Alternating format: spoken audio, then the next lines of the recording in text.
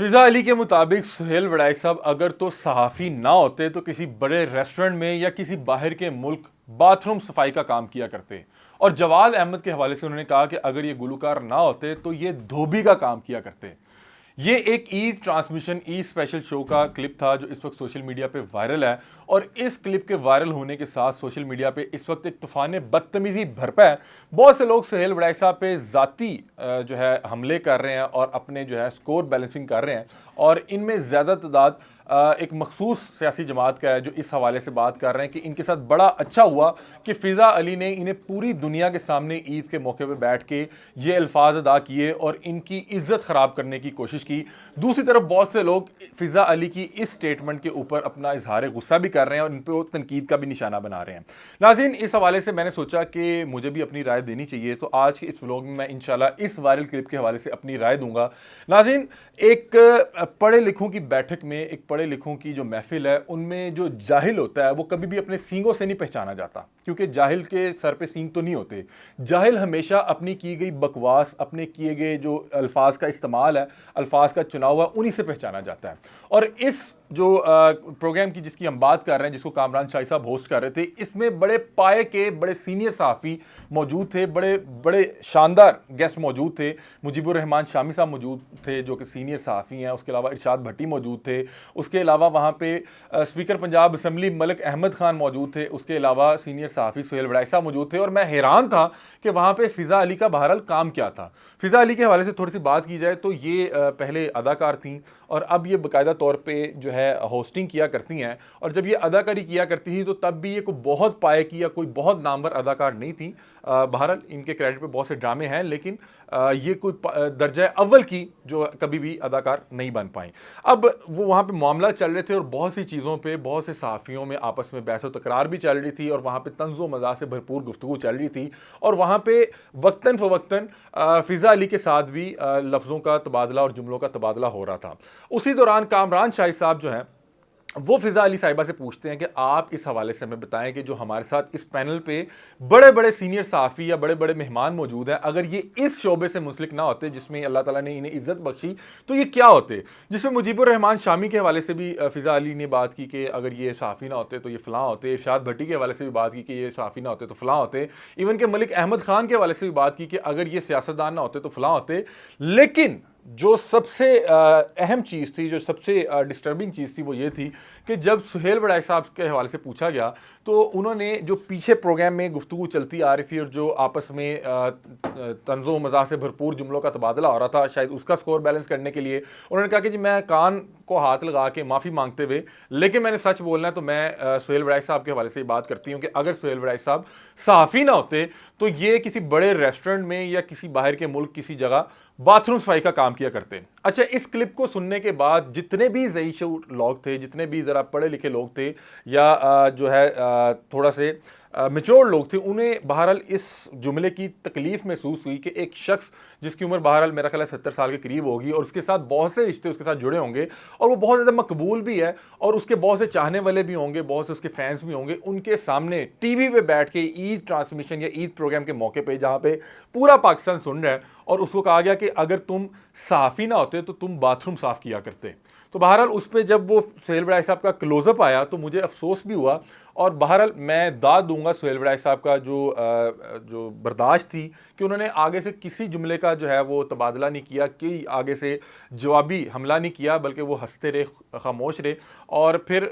जो फ़िज़ा अली थी उन्होंने चीज़ें बैलेंस करने के लिए कहा, क्योंकि ये बहुत सी जो अदाकाराएँ हैं उनके बाथरूम जाके दिखाते हैं, तो मुझे इसलिए लगता है कि ये अगर सहाफ़ी ना होते तो बाथरूम सफाई का काम किया करते हैं। अब मैं फ़िज़ा अली साहिबा शायद बहुत ज़्यादा सुहेल वड़ाई साहब को जानते नहीं हैं, तो मैं इनके गोशगुजार कुछ चीज़ें कर देता हूँ कि सुहेल वड़ाई साहब के क्रेडिट में ऐसे ऐसे इंटरव्यूज़ हैं कि बतौर सहाफ़ी मैं इस चीज़ को समझता हूँ कि जितने भी नौजवान सहाफ़ी हैं वो ये ख्वाहिश कर सकते हैं कि अल्लाह करे उनके क्रेडिट पे भी इतने बड़े बड़े इंटरव्यूज़ आएँ। जैसा कि थोड़ी सी बात कर लेते हैं कि सुहेल वड़ाई साहब ने बेनज़ीर भुट्टो साहिबा का इंटरव्यू किया, सुहेल वड़ाई साहब ने अकबर बुगटी साहब का इंटरव्यू किया, सुहेल वड़ाई साहब ने मुशर्रफ का इंटरव्यू किया, सुहेल वड़ाई साहब ने जितनी पाकिस्तान की बड़ी शख्सियात हैं उन तमाम का इंटरव्यूज़ किए। उनमें नवाज शरीफ साहब भी हैं, शहबाज शरीफ साहब भी हैं,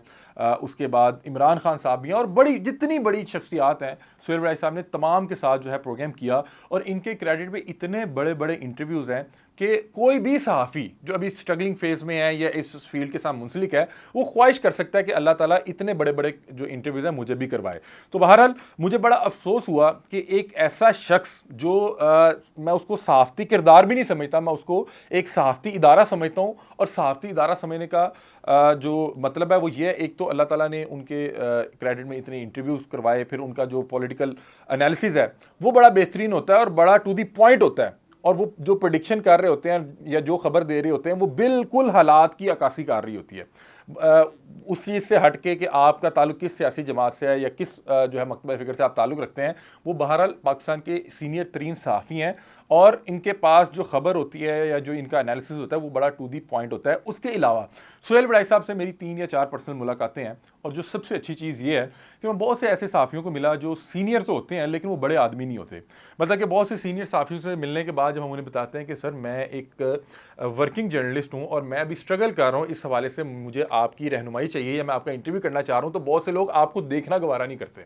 लेकिन सुहेल बड़ाई साहब का शुमार उन लोगों में होता है कि इन्हें कोई भी शख्स कॉल कर ले, वो चाहे उसका पहला दिन सहाफ़त में हो या उसको 2 साल हो चुके हों या 5 साल हो चुके हों, वो किसी चैनल से मुंसलिक हो या ना हो, सुहेल बड़ाई साहब को फ़ोन करके जब भी आप कहते हैं कि सर मैं आपका इंटरव्यू करना चाहता हूँ, आप उनसे डायरेक्टली रब्ता करके कहें या उनकी किसी टीम से रब्ता करके कहें, तो सुहेल बड़ाई साहब की जो सबसे खूबसूरत आदत है वो ये है कि वो कभी आपसे ये भी नहीं पूछते कि तुमने मेरा इंटरव्यू किस इदारे के लिए करना है, तुम्हें कितना अरसा हो गया, तुम्हारा नाम क्या है, अपनी शक्ल भेजो। नहीं, वो फौरी तौर पे टाइम देते हैं और उसका मकसद ये होता है कि जितने यंगस्टर हैं वो अगर कुछ मेरे से सीखना चाह रहे हैं तो वो मेरे साथ आके बैठें। और मुझे इतना बेहतरीन लगा कि जब आप इतने पाए के इतने सीनियर सहाफ़ी के साथ बैठ के उसका इंटरव्यू करते हैं, वो पूरे इंटरव्यू में आपको अच्छे से जवाब देता है, आपको अप्रिशिएट करता है और जाते हुए आपको दाद देता है और आपका पूरा दिन इतना बेहतरीन गुजरता है कि आप जब ये सोचते हैं कि इतने बड़े सहाफ़ी ने, इतने सीनियर सहाफ़ी ने आज आपकी तारीफ की है। तो बहरहाल ये एक बड़े आदमी की ही निशानी हो सकती है। उनके जो नज़रियात हैं, उनकी बहुत सी चीज़ों से मुझे भी इख्तलाफ हो सकता है, लेकिन इख्तलाफ करने के बहुत से तरीके होते हैं।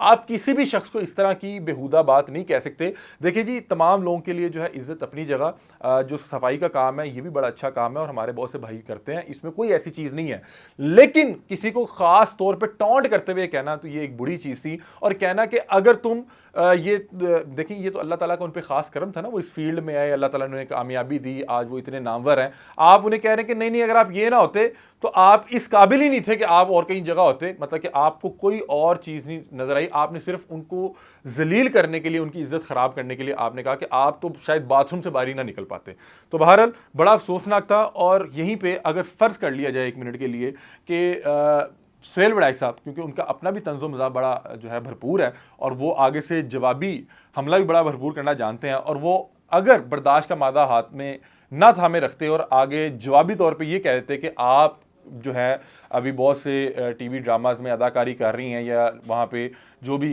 नाच गाना कर रही हैं, अगर आप यहाँ पे ना कर रही होती है, किसी भी फील्ड के साथ जोड़ देते, तो होना क्या था कि एक तो सुहेल बड़ाई साहब को फिर जो है तनकीद का सामना करना पड़ा था कि देखें जी खातून के हवाले से क्या बात कह दी और ख़ातून को किस पेशे के साथ जोड़ दिया। और दूसरा, बहुत से लोगों ने ये कहना था कि खातून की इज़्ज़त का ख्याल नहीं किया। तो क्या खातून की इज़्ज़त होती है, क्या मर्द की इज़्ज़त नहीं होती? आपने इतने सीनियर सहाफ़ी जो कि बुज़ुर्ग भी है, उसके बहुत से रिश्तेदार होंगे, उसके बच्चे होंगे, आगे बच्चों के बच्चे होंगे, और वो देख रहे होंगे कि एक नेशनल टेलीविज़न में हमारे दादे को, हमारे नाने को एक खातून ये कह रही है कि अगर तुम सहाफ़ी ना होते तो तुम तो बाथरूम की सफाई किया करते हो, तुम्हारा इससे ज़्यादा कोई किरदार ना होता, इससे ज़्यादा तुम्हारी जो है कोई हैसियत नहीं थी। तो बहरहाल बड़ा अफसोसनाक था। और जवाद अहमद साहब के हवाले से भी एक चीज़ बात यहाँ पे बताना चाहूँगा, क्योंकि जवाद अहमद साहब वहाँ पे मौजूद नहीं थे, उन पे पहले तो इन्हें कोई जुमला कसना ही नहीं चाहिए था।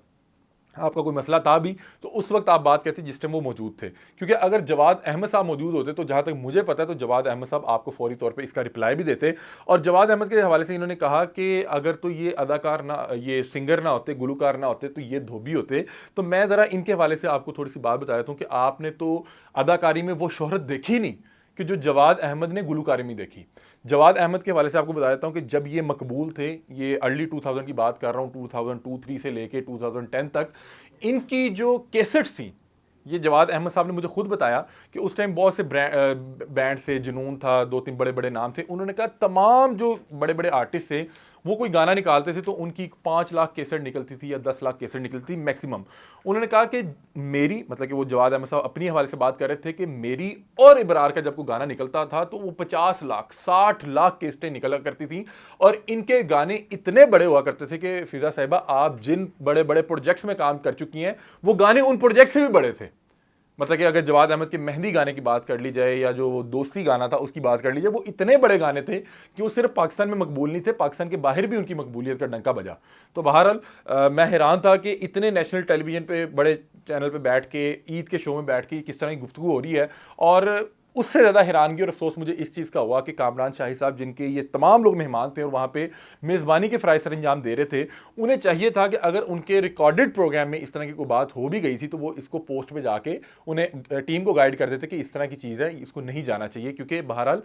उस जुमले से कहीं ना कहीं ऐसा महसूस हो रहा है कि सुहेल बड़ाई साहब को डिसरिस्पेक्ट किया जा रहा है। क्योंकि मैं खुद भी इसी शोबे से मुंसलिक हूँ, तो मुझे इस हवाले से बहुत सी चीज़ों का पता है कि जो ईद ट्रांसमिशन होती हैं ये नॉर्मली लाइव नहीं होती, ये पहले से रिकॉर्डेड होती हैं। उसकी वजह ये होती है कि ईद के दिन बहुत से गेस्ट आपको उस तरह से टाइम ही नहीं दे पाते, तो आप किसी भी दिन ईद से पहले ईद के दिन को सेलिब्रेट कर लेते हैं, वो ईद के दिन लाइव के तौर पे चल जाती है। तो मेरा जहाँ तक ज़ाती तौर पे ख्याल है कि ये भी एक रिकॉर्डेड प्रोग्राम था, और अगर उसमें कोई इस तरह की बात हो भी गई थी तो पोस्ट प्रोडक्शन में जाके उस बात को निकलवा देना चाहिए था। इस तरह से सुहेल बड़ाई साहब की जो इज्जत है पूरे मुआशरे में, इस तरह से पूरी सोसाइटी में ख़राब ना होती और लोग तरह तरह की जुमले ना कस रहे होते और अपने स्कोर बैलेंस करने के लिए सुहेल बड़ाई साहब की जो ज़ाती ज़िंदगी है उस पर इस तरह से हमले ना कर रहे होते। बहरहाल ये मेरी एक ज़ाती राय है, आप इस हवाले से क्या राय रखते हैं आप भी हमें अपनी राय से आगाह कीजिएगा। तब तक के लिए अपने मेज़बान अली हमजा को दीजिए इजाज़त। अल्लाह हाफ़िज़।